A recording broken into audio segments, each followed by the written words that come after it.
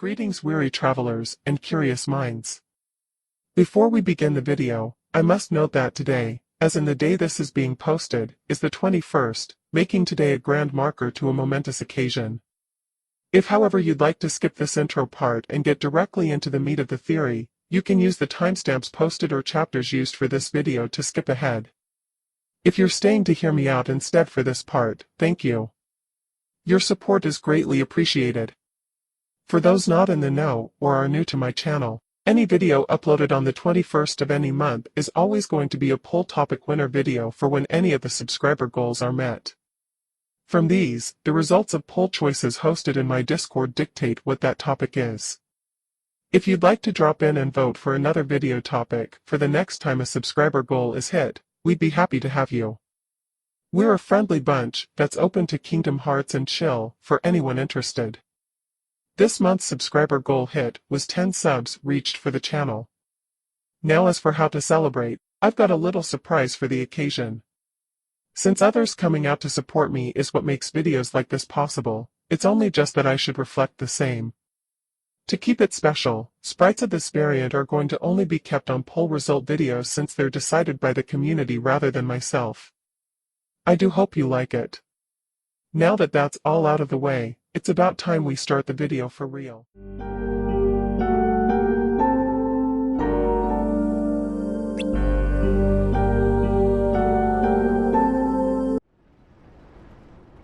There's a traitor among us. So that makes you the indisposable number 7. Huh. Come on, it's simple. U6 plus me is 7. Wait, don't tell me I don't count?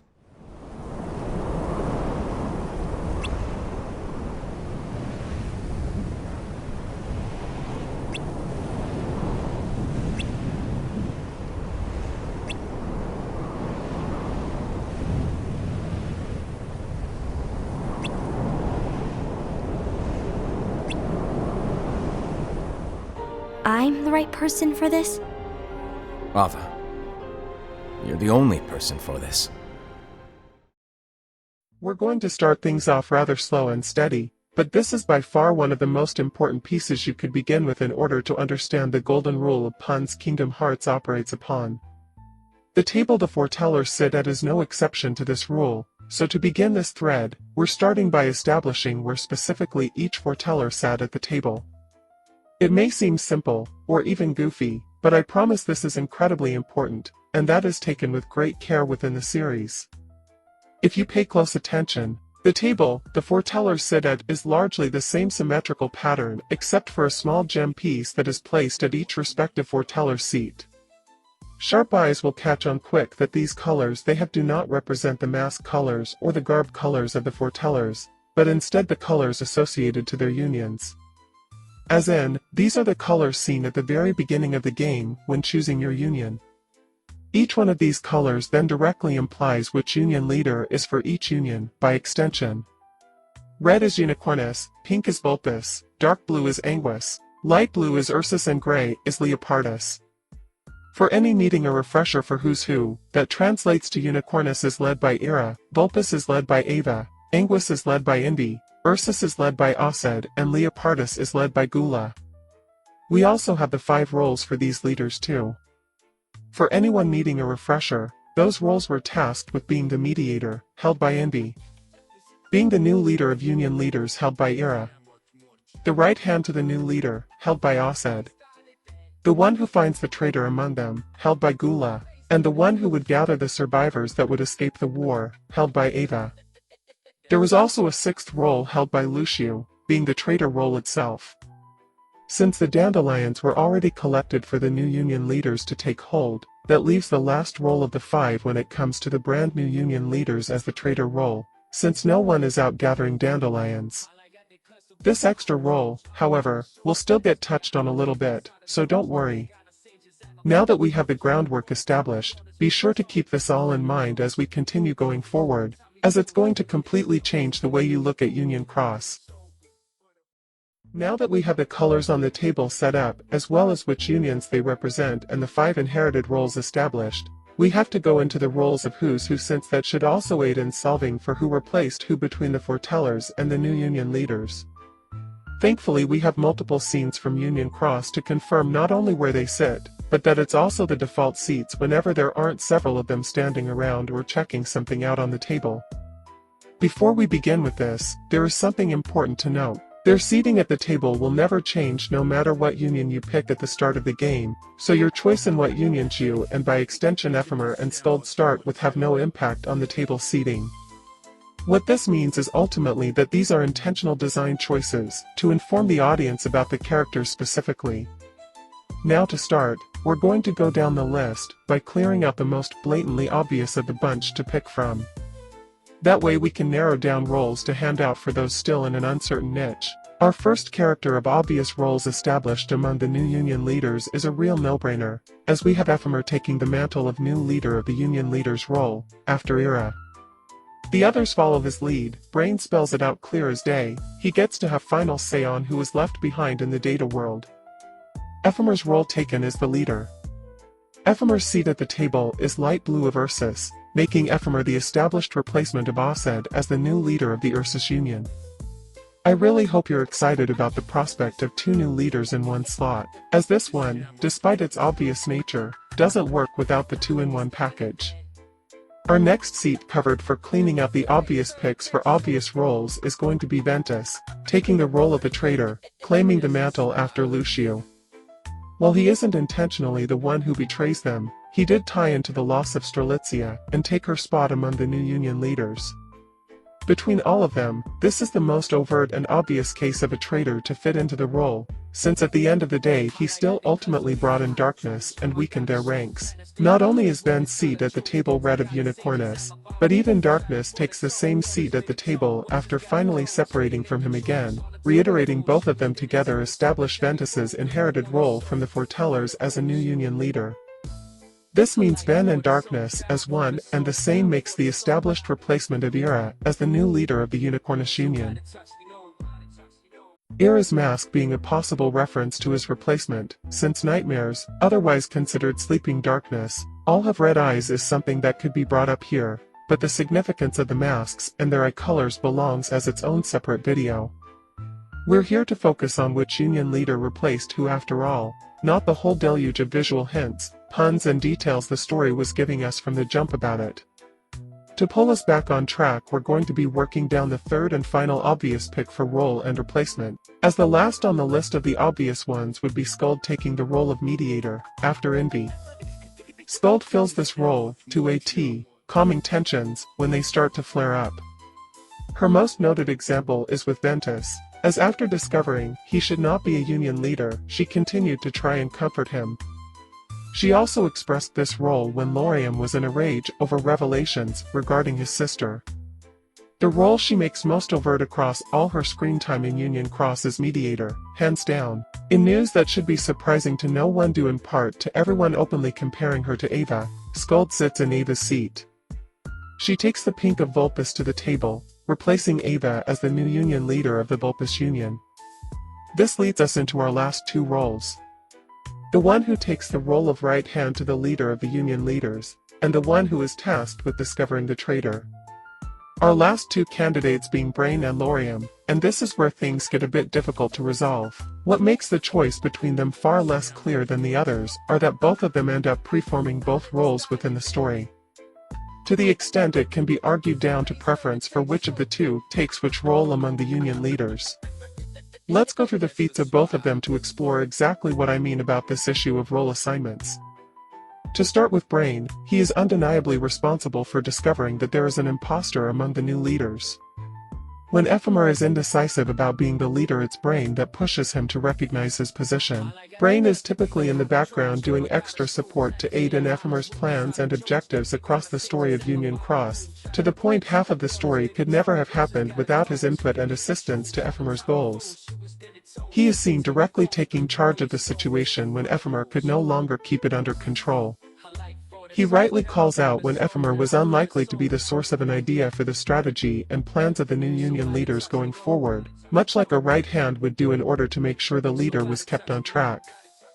Additionally, to add to this, here is also the bonus round of appearing in Scala ad Caelum after Ephemer, making him also continue to take charge after Ephemer could no longer lead there as well. Now for Laurium, he is the one always working as the right hand in the background for anything each individual leader has asked of him. He was the first to stand up to Brain's teasing of Ven for Ventus. He was the first willing to help Brain's side of things with getting the Spirits project started as his functional assistant. He is directly credited with aiding Ephemer's plans of letting dated dandelions fight in the war, instead of the real ones in order to spare the real dandelions. Laurium's search for his sister is what gets the rest of the group to search for her, which is what snowballs into discovery of the imposter among their ranks. His confrontation with Ven is what eventually triggers it to reveal itself. Laurium also gets the bonus point of staging a coup during his time as part of Organization 13, meaning that even as a nobody he would still inevitably take up the role as leader when the initial leader could no longer lead.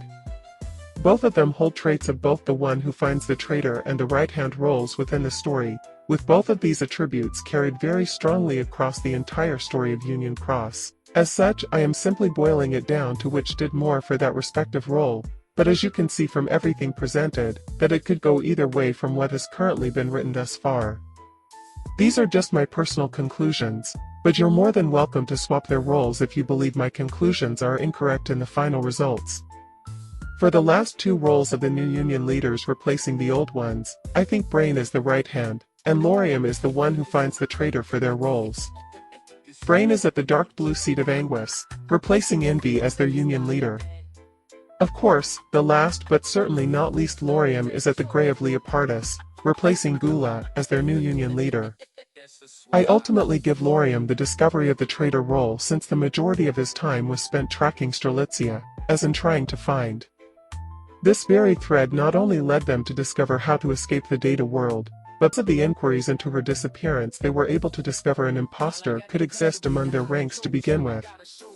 There is also the matter that Laurium, as Marluxia, throws a coup, meaning he is taking Ossed's true role, as in the one who will try to replace the leader and instead cause the entire group to fall in the process. Laurium's coup as Marluxia does mark the beginning of the end of Organization 13, just like Ossed trying to usurp and replace Ira as the leader marked the end of the Foretellers era and would snowball into cementing the Keyblade War, demanding their replacements thereafter. Why is Marluxia's association to Ossed's role brought up as a point towards his role being to discover the traitor? Well, that's rather easy to explain.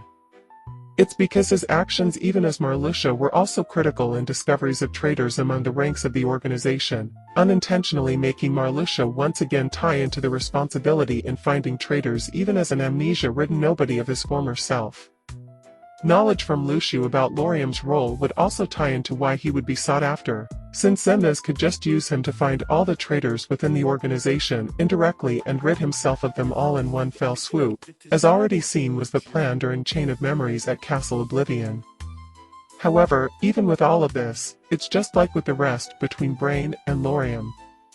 This selection choice is so tight due to both filling the shoes of the roles so well that it ultimately just boils down to preference until new information can directly point us in which way they were intended to be tasked over. While thematically the choice of mismatching all the other Union leaders with Foretellers is an interesting one, and also is part of why it would make sense for Laurium to be the right hand and Brain to be the one that finds the traitor, I'm just putting these 2 cents in here. I find it personally more interesting for what it implies for the story in the long run with Laurium and Gula having the same role and seat compared to if all 5 were mismatched. On one final note for this part, and as promised earlier, if you wish to count 6 roles in total due to there technically being 6 Union leaders when counting her, Strelitzia takes the Unionless position of excluded from the table, being in the same position and set held as Luciu. Should she be the true dandelion, her role would then be inheriting Ava's role but slightly different, as her role would be to regather all of the dandelions that have become scattered. This would in turn also be completing all 6 roles that were inherited from the original Foretellers, as handed out by the Master of Masters. Before you get up in arms about Strelitzia being the true dandelion, just note this isn't a video about if that's the case or not. Only 5 roles would need to be filled since gathering the finest wielders to escape the war already had occurred by that point, making it the only excludable role on the list. A focus on who the true dandelion is will be its own thing entirely. Anyway, now that we have our table set and the new roles established of each new union leader, we can start sinking our teeth into the real core of this theory video, by finally getting to talk about why figuring out the roles were so important to being inherited by the replacements. As you can probably gauge by what was mentioned about mismatch earlier, the original foretellers were not given the correct roles to match themselves. Asad was always right from the start and should have been the leader. Envy would have served better as the right hand. Ira was constantly going out to try and find the traitor, even being the one to discover there was a possible traitor when capturing Nightmare Chirithy. Ava continually tried brokering peace between them as a natural mediator. At least 4 of the 5 of them were each given the wrong role for themselves that would lead to conflict, and inevitably the Keyblade War as a consequence. The very thing that got them also becoming known as Lost Masters, due to all of them going missing after the war. Now, you might be finding yourself asking why any of this is important to bring up. After all, we already got from the prior parts not only who replaced the foretellers, but who replaced which role and each new union leader was. What I propose here is really rather simple. Each new union leader not only replaced a foreteller, but also took both the place and the role those foretellers would have had from the start if the Master of Masters was really trying to prevent a Keyblade War from transpiring. This means Ephema replaced Asad in leading Ursus and took the role of the leader of the new leaders. A role that Asad would have done well in from the start had he been given a chance before his heart went cold to his comrades. Something that was planted due to Ira's incompetence as a leader. Skuld replaced Ava in leading Vulpes and took the role of mediator between all of the new leaders. A role Ava was born for as she continually strived to try and break peace between her fellow foretellers no matter how high the tensions became, at least until the truth came out that pushed her to break her mediator habit and kick off the Keyblade War itself. Ventus replaced Ira in leading Unicornus and took the role of the traitor hidden among the leaders. A role Ira was unintentionally driven into as his obsession over the lost page got him to strike fear in his own comrades just by a glance and ignore the decay under his leadership, all for that single piece of paper. Brain replaced Envy in leading Anguis and took the role of the right hand, positioned to help guide the leader. A role Envy was starved for and would have been great in, if only it were not for Ira she had to answer to. And finally, of course, Laurium replaced Gula in leading Leopardus and took the role of discovering the traitor among the leaders, the only foreteller who never had the chance to complete his role since the traitor he was tasked with finding was never around to be found.